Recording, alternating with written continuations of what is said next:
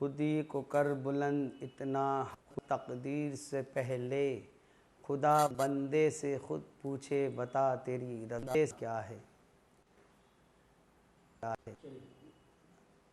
आज मैं आप सब हजरात के सामने अपनी कहानी खुद अपनी ज़बानी सुनाने जा रहा हूँ।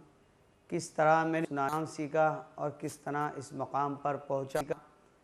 मुझे बचपन से ही अपने वालिद साहब हाजी मोहम्मद सदीक़ साहब के साथ काम करना बड़ा अच्छा लगता था।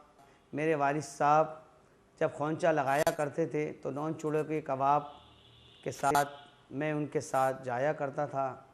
मेरा शौक़ और मेरी लगन देखकर मेरे वालिद साहब ने एक दिन चूड़ी वालान से लकड़ी का एक छोटा सा खौंचा बनवा दिया मेरे लिए, और उसके अंदर 4 रुपए नॉन चूड़ों का सामान यानी कबाब मुझे बनाकर जोड़कर दे दिए और कहा बेटा ये बेचकर दिखाओ और देखता हूँ कितने पैसे तुम बटकर देते हो। ये 4 रुपए का माल है जो मैंने तुम्हें दिया है। वो सौदा मैंने गली के नुक्कड़ पर लगा लिया, लगा कर बैठा और बेचने के बाद 5 रुपए की दुकानदारी हुई और अपने घर गली में चला गया।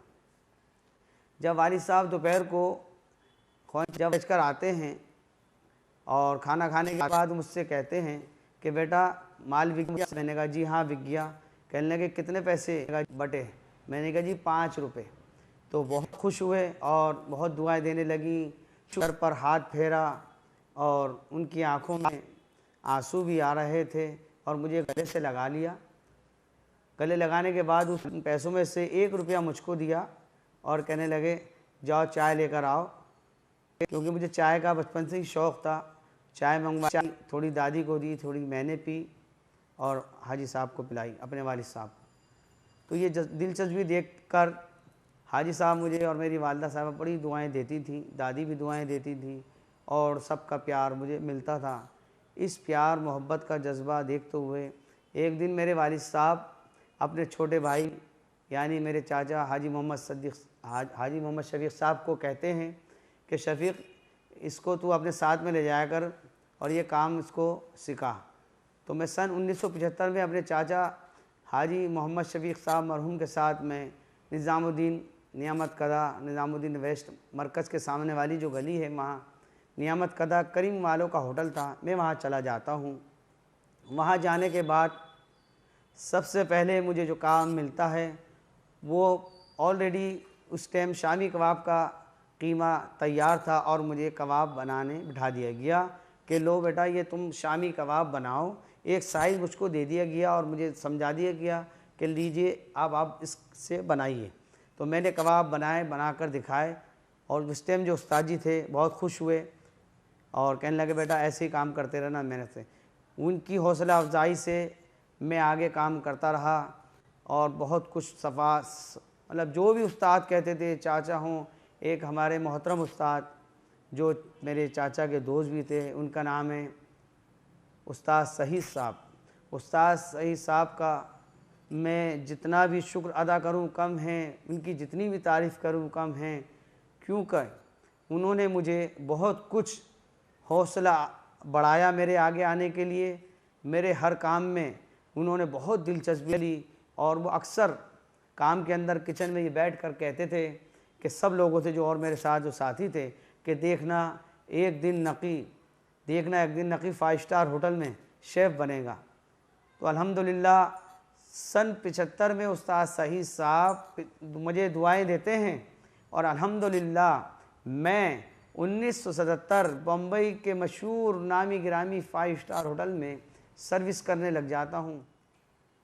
ऐसे होते थे पहले के उस्ताद जो कि पहचान लिया करते थे कि इस बच्चे के अंदर क्या फ़न है, क्या हुनर है, क्या जज्बा है।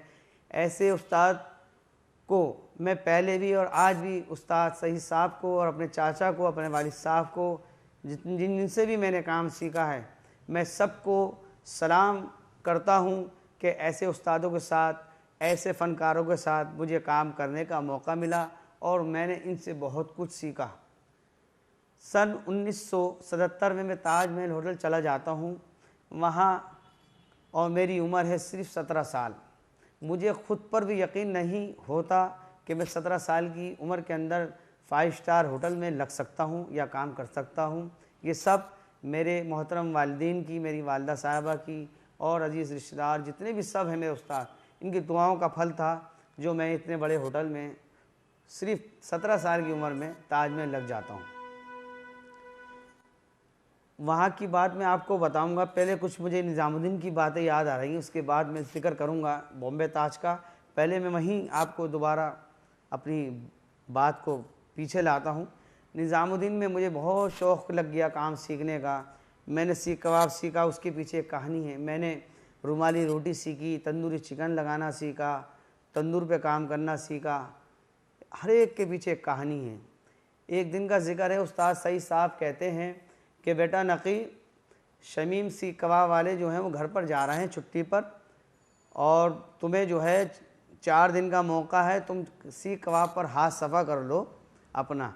अगर तुमने हाथ सफ़ा कर लिया और तुम कबाब सीख गए, मैं तुम्हें